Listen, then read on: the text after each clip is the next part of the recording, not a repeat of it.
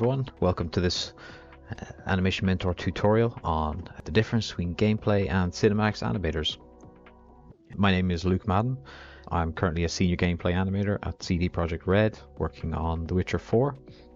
I have extensive experience in gameplay, cinematics, as well as outside of games, TV animation and feature film animation. So I feel like I'm in quite a good position to help break down these differences just for anyone who may want some clarity or help making a decision about which path to go down if you want to enter video games animation but you're not quite sure. Yeah, so we're just going to get straight into it. I'm going to talk about the two main sides today of games animation, those being gameplay animation and cinematic, sometimes referred to as narrative animators. I'm not really going to be using many slides today. I have this one slide, and then I'm going to jump back and forth between this slide and some videos that I think showcase some of the ideas that I want to talk about quite well, and we're just going to keep jumping back and forth between those. So when you ask the question, what is the difference between gameplay and cinematic animators, it may be pretty obvious on the surface level, but we really want to break down what each role entails and get a bit more nuance to this to help further clarify. So I'm going to begin with gameplay animators. Gameplay animators are primarily those who control all aspects of gameplay in the video game. This would be things like locomotion, combat, world interactions, like quick time event type things, and so on. As gameplay animators, we're mostly concerned with how to create animations that not only look good, but feel good to play too. So to kind of to show these things a little bit more, I've got a few videos of various games. So here's Death Stranding. There's a really nice set of the locomotion used in Death Stranding here. It's from a website it's a YouTube channel called Video Game Animation References. I'm a big fan of the work done by this channel, and I think it's really, really good to be able to break down all these aspects of video games. They've done it in a really nice way. So here we have, some basic locomotion, different types of runs, all the things that an animator may be tasked with doing. So different types of starts, stops, the cycles, basically anything that is required of the locomotion of the character here. This is something that you would cover a lot in the game mechanics course. So you'll be covering the idles, the locomotion, the general movement and feel of how your gameplay system is created and how good it feels on the controller. Then we have Ghosts of Yotai. I'm not even sure if I'm pronouncing that correctly, but this is some really nice combat, once again from the same channel, but this is more what you would be covering in the second class in GA05. This is just obviously player animation, but there will be enemies as well. All types of guards, attacks out of combat, being able to animate transitions between combat and a more relaxed state. It's all quite important. Cleaning your sword before sheathing it again. So these are basically just mostly gameplay animations, all the things that we would create in the world to make the player feel like they exist in this world. A common thing you would hear in a lot of gameplay teams is gameplay is king.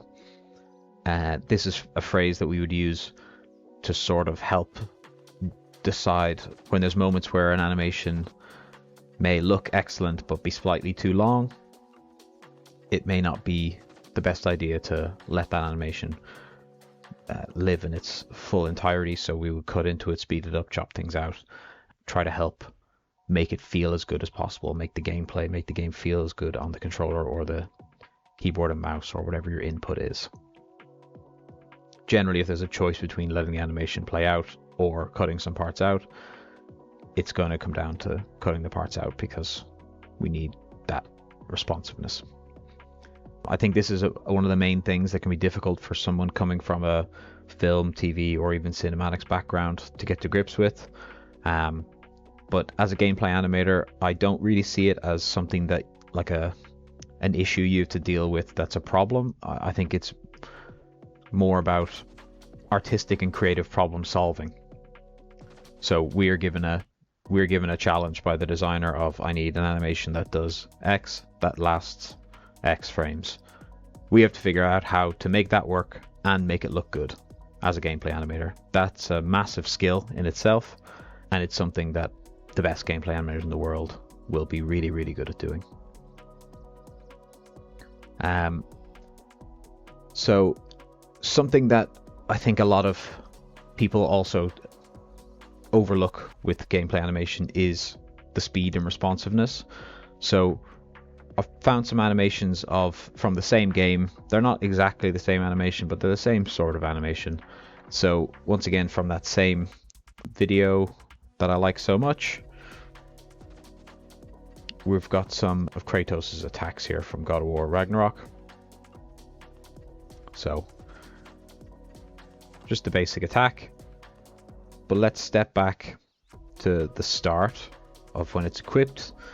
When the attack starts, you can see this impulse here that's pretty obviously where the attack is beginning. So let's count the frames here. So 1, 2, 3, 4, 5, 6, 7, 8, 9, 10, 11, 12, 13, 14, 15, 16, 17, 18, 19, 20, 21. Let's say 21 to there. That's probably where the contact with the enemy would be. So 21 frames from beginning to contact. This is quite good. If there was an enemy here, you would probably see what's also called a hit stop, where there's like a pause in the animation that really helps sell the feeling of impact. But let's not talk about that for now. That's a bit more technical. 21 frames, let's remember that. Let's jump into this cinematic sequence. So same thing, Kratos fighting Thor. So calls the axe. Right, let's find roughly the part where the attack probably started. Let's say here. Okay, so 21 is what we want to remember. That's the moment of impact.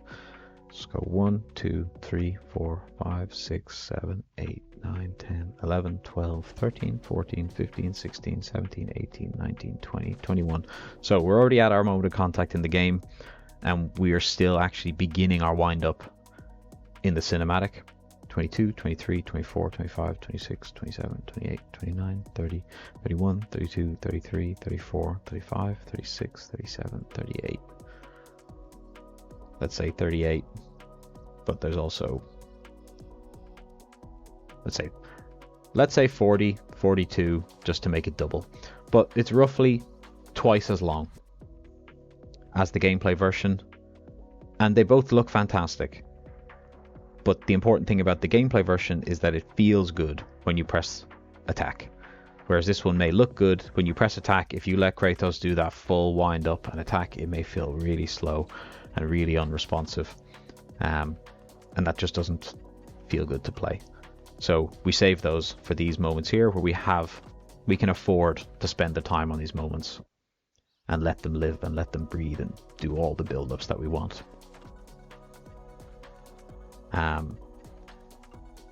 One of the other things to kind of wrap up the gameplay animation side is gameplay animators will usually interact a lot more with game engines in the side of like state machines and animation graphs, making things like blend spaces, animation override layers, all those things that we would do to create a sense of kind of life in our character so that they can do whatever the input that the player asks for.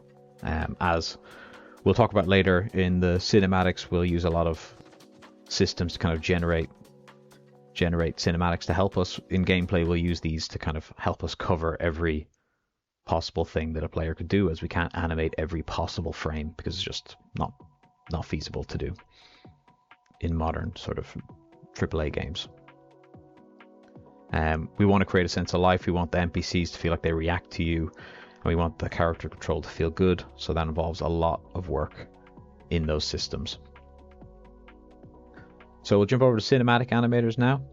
Compared to gameplay, cinematic animators are those who are responsible for telling the story of the game to the player.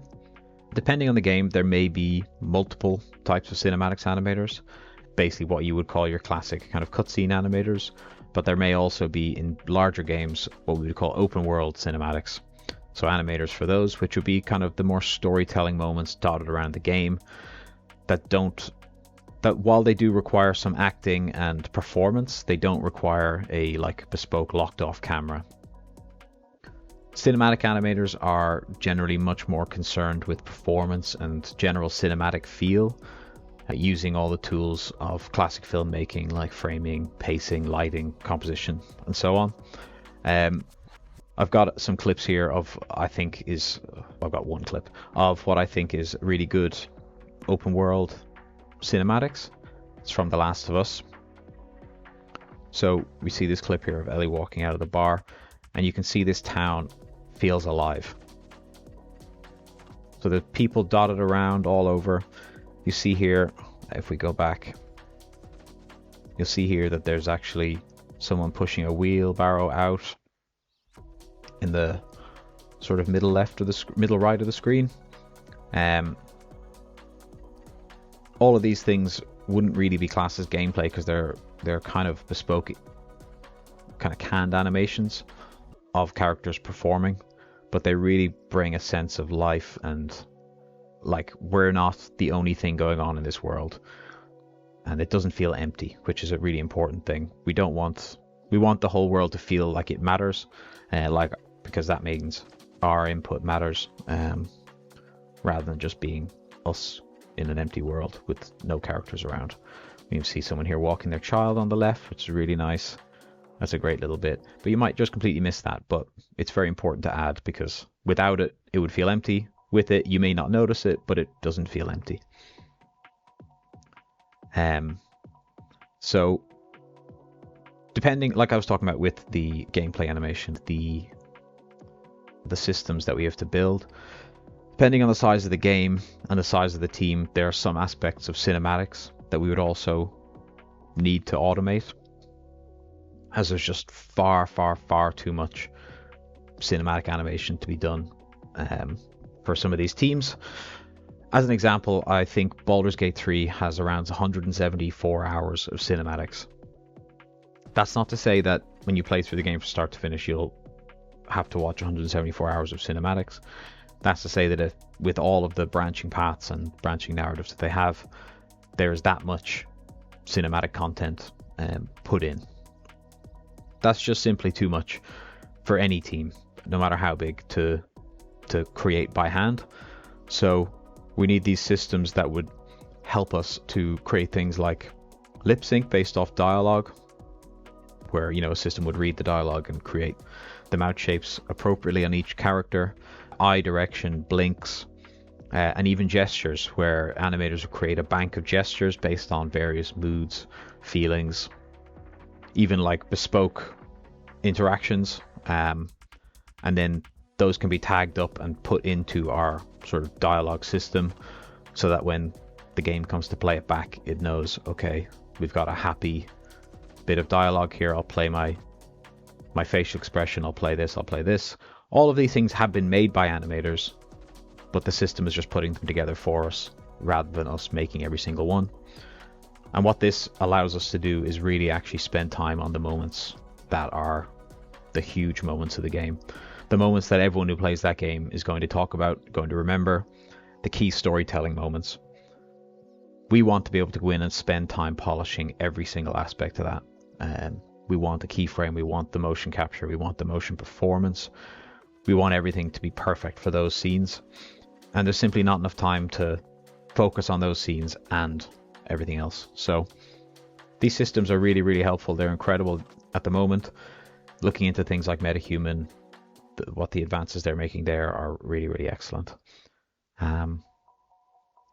So yeah, that kind of covers the both of the cinematic and gameplay rough jobs, I would say.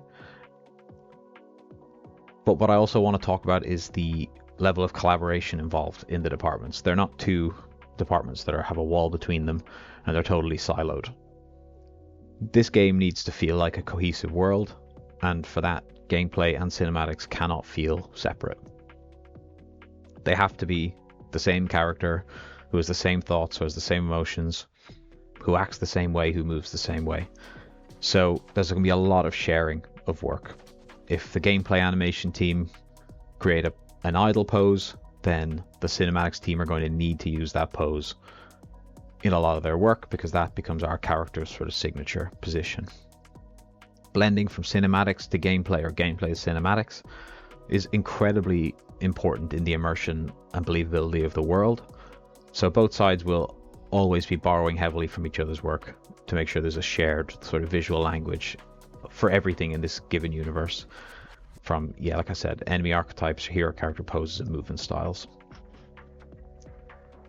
One other thing that I want to mention is not so much a rule, because it's definitely not a rule, but it's something that I like to keep in mind when we're talking about cinematics for a game, is we really don't want to let the cinematics do things that you can't really do in gameplay.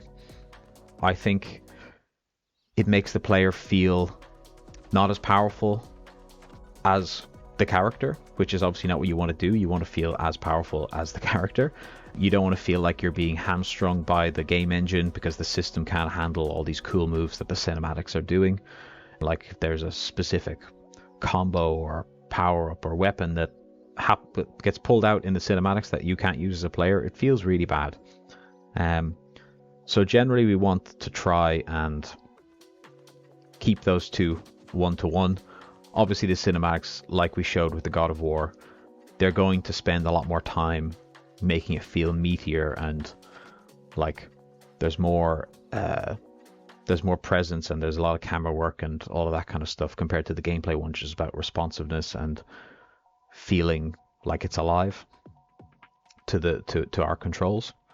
Like I said, it's not a rule, but it's something that I think is worth keeping in mind when you're planning your cinematics and blocking them out. So to wrap it all up, I'll leave you with kind of the rough idea of what both departments would do. Gameplay animators are there to give you a great looking and feeling game with movement and interactions that make sense for who each character is. And cinematic animators are there to tell the story and to give us more subtle and controlled moments of character and world building. So hopefully this has been a helpful tutorial. I know it wasn't extremely technical, but I wanted to just get the idea out there of the differences between the two departments for anyone who may be kind of struggling to kind of figure out which route they want to go down. I have covered both or all of these things we talked about in my classes in the games course. So if you want to learn more about them, please check them out, see which ones I'm teaching. Or you could also, if you're already in those classes, you want to talk more about it, please reach out and message me through the website. And yeah, I hope this has been helpful. I hope it's been somewhat informational for you and educational. And thanks for watching, and I hope you have a great rest of your day.